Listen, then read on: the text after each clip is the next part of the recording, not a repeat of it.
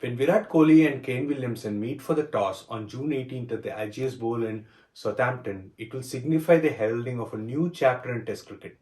After many attempts, roadblocks, COVID, changes to the point system, the first ever World Test Championship is concluding with this final test. No matter what happens in this test match, WTC will live on, albeit with modified and better rules. No system is perfect, and the WTC from 2019 to 2021 has been far from it, but it has infused a much needed sense of competition and context to test matches. India is entering the WTC final having defeated England 3-1 at home and clinching a spectacular 2-1 win against Australia away. They're clearly the best team in the world currently and have held the top rank status for 5 years running. Rohit Sharma will open the batting with either KL Rahul or Shubman Gill. Gill had a dismal series against England at home but impressed in Australia. Rahul did not get a chance to play in either of these series, but has the experience of playing 5 test matches against England in 2018. It's a toss-up between the two. The middle order is quite settled with Pujara, Kohli, Rahane and Pant. And in recent times, India has chosen to go with two bowling all-rounders at 7 and 8.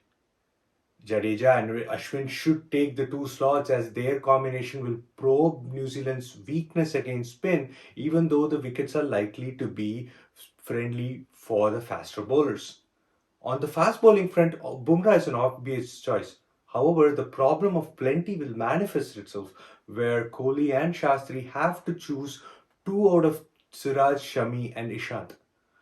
My vote goes for Siraj and Ishant, with Shami missing out in spite of being one of the mainstays, thanks mainly to Siraj's phenomenal performance in the last 6 months. New Zealand is coming into the WTC final having won their last 6 matches consecutively, including two of them against India in February 2020. They defeated Pakistan and West Indies twice each too, all at home. However, Southampton in mid-June is more like New Zealand, and Williamson's team will be loving the conditions more than India. New Zealand had the other advantage of having played two test matches in England right before the WTC final and winning the series as well.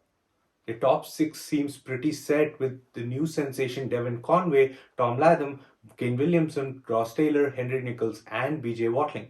At number 7, it will be between Colin de Grandhomme and Daryl Mitchell. But Mitchell's brilliant performance against Pakistan earlier in the year will or might give him an edge. The fast bowling lineup of New Zealand is its pride. Wagner, Southee, and Jameson are a dangerous bunch and will give Kohli and his batsmen sleepless nights. That will be a sight to watch. That leaves us with the fourth bowler, and given the Southampton pitch, Williamson will likely go with Matt Henry or Trent Bolt so that the Indian batsmen do not get any respite with a spinner like Ajaz Patel or Mitchell Santner.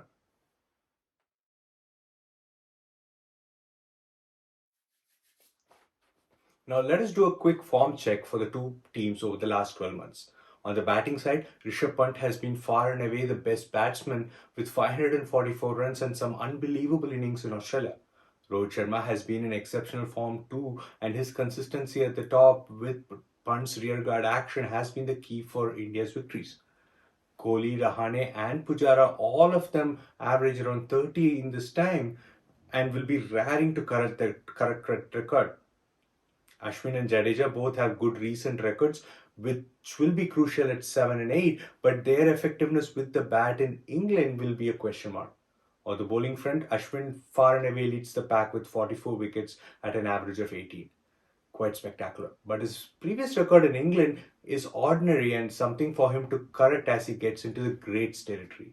Bumrah has been slightly off his high standards with an average of 30 to pick up 15 wickets in 5 matches. Siraj has been in a revelation with his speed and accuracy. India's bowling fireworks will have to come from these three bowlers primarily. It is Kane Williamson at the top with 650 plus runs and 3 centuries. Nicholls and Conway have been in excellent form too, with Latham providing the solidity.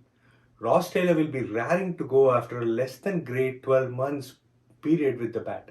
The big deal with this Kiwi batting is that their lower middle order can bat quite deep, with both Jamieson and Wagner scoring 50s in the last 1 year.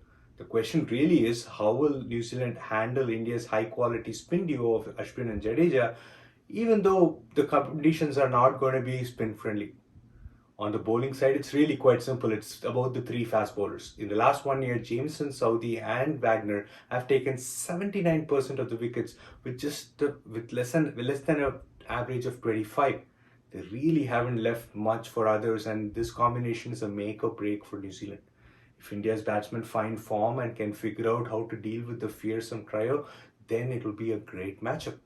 The WTC final promises to be a great contest between two evenly matched teams. I hope it becomes a poster child for Test cricket. I can't wait for June 18th. Thank you. Please subscribe if you like this. See you next time.